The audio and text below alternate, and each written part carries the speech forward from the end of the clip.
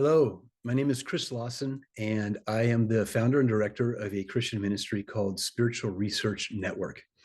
Our online web address is spiritualresearchnetwork.org, and there you can find many resources that are Christian in origin, and articles and videos and other things, books and booklets.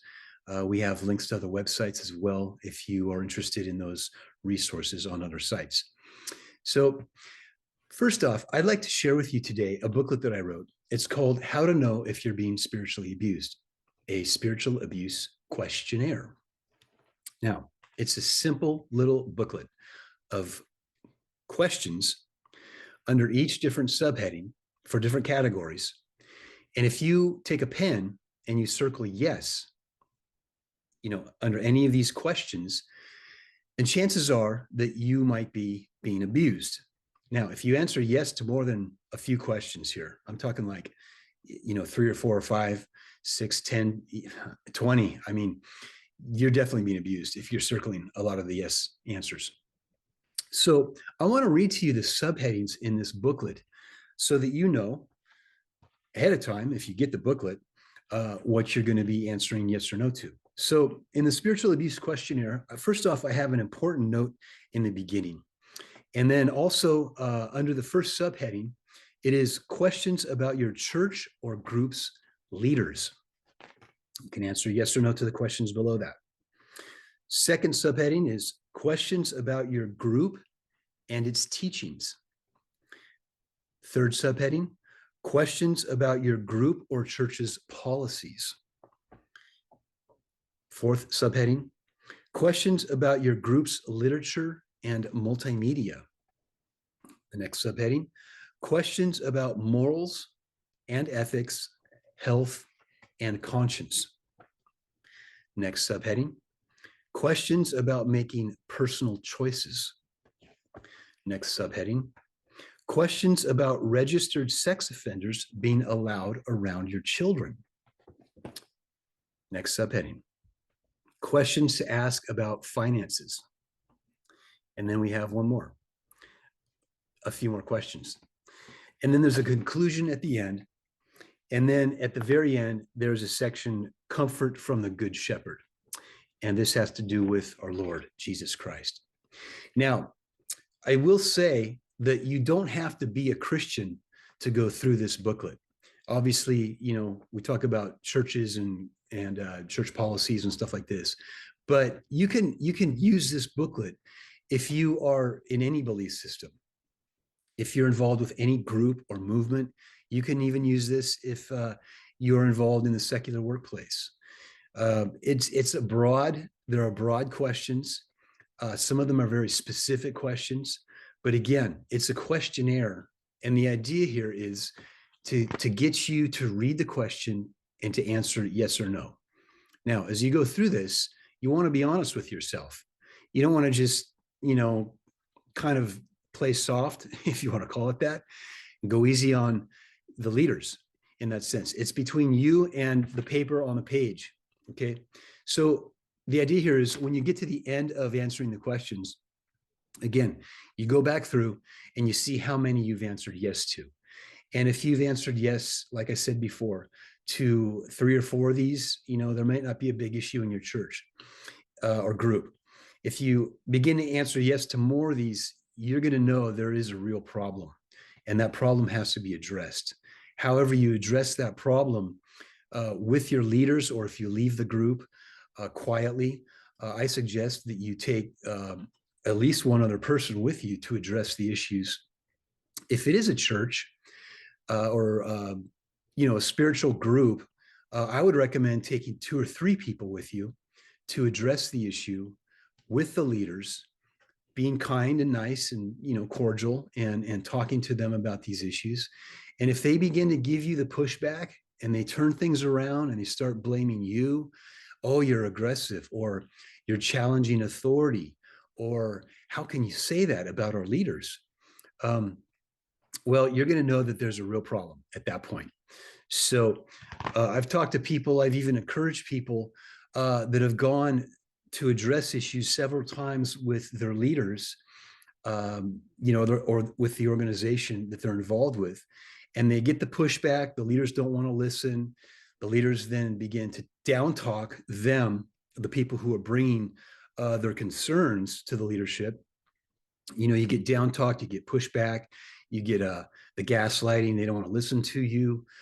They begin to manipulate things to push it back on you. And then you feel like, well, gosh, they just won't listen, and they make you feel guilty. They make you feel pressed down. At this point, obviously there's got to be a problem going on there. And if that's the case and they're doing this to you, you better believe it, they're doing it to other people too, that have come with the same concerns, the same questions, the same frustrations, crying in tears, trying to address the issue. So another thing you can do is if you go to the leaders and you have a sit down, you have a serious meeting, you're all gathered there, to bring a tape duplicator, not a tape duplicator, a digital recorder. You can tell my age now, right? Because I talk about a tape, like I said.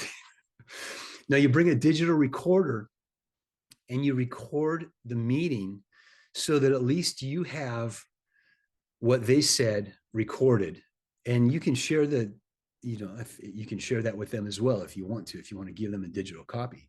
So at least you know what both parties have said in the meeting.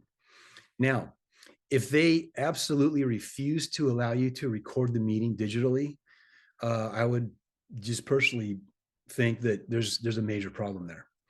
And so you might want to consider even leaving the group altogether. Now, I know at this stage, if you're being spiritually abused, physically abused, mentally abused, sexually abused, especially if you're being sexually abused or physically abused, you need to bring in law enforcement. Okay, that's just the bottom line. If you've been sexually abused in a group or physically abused, you've been hit, various things like this, you need to get law enforcement involved. You need to file a report, and you need to move forward with this. Okay, you don't need to be afraid of the group, the leaders, what they're going to say, what they're going to do. Get the police involved, file a report, find the help you need from counseling outside of the group. Keep the matter private with the police. Don't go divulging any details, at this stage on the internet, just, because it may turn into a court case. And you may have to get, obviously at this stage, you probably want to get a lawyer. So that being said, again, I can't express the importance enough of getting law enforcement involved if you have been physically beaten, physically abused, and sexually abused. This is an absolutely paramount thing, and it's not going to go away if you don't address the issue. They're going to do it to other people, and the repercussions of that will be seen in the lives of yourself and other people many years down the road if this issue is not resolved. I've seen this happen in churches before where things are just brushed under the rug. It happens in occult groups, in New Age groups, in mind control groups, and the like. And again, the repercussions further on down in your life. One, if you don't deal with the issue with law enforcement, if there's been that physical and sexual abuse, it'll just, the guilt that you have, the feelings that you have, the regret that you have that you didn't deal with this properly will backfire on you in the future, because then you'll hold that regret knowing that other people in the group are still being physically abused or sexually abused. And then you're out of the group, if you just leave and don't do anything about this with law enforcement. You leave the group, you're out of it. And then, years down the line, you're like, gosh, I should have said something. I should have done more. And you don't want to hold on to that regret. You don't want to have any regret. You don't want to hold on to guilt in that sense. It's best to just bring this thing out into the daylight and deal with it. Now, obviously, if you haven't been abused to this extent with sexual or physical abuse, you still need to deal with this. Okay. Because if you go on and you just keep letting these people abuse you, it's going to get worse and worse and worse. You will, if you're married, you'll end up losing your spouse, possibly. You may possibly end up taking out your anger upon your spouse or your children or your other family members. And it's a vicious cycle of not dealing with spiritual abuse issues. So anyway, that's it in a nutshell. I hope my little booklet can help you. Anyway, my website is spiritualresearchnetwork.org. Again, my name is Chris Lawson. There's a contact page on there.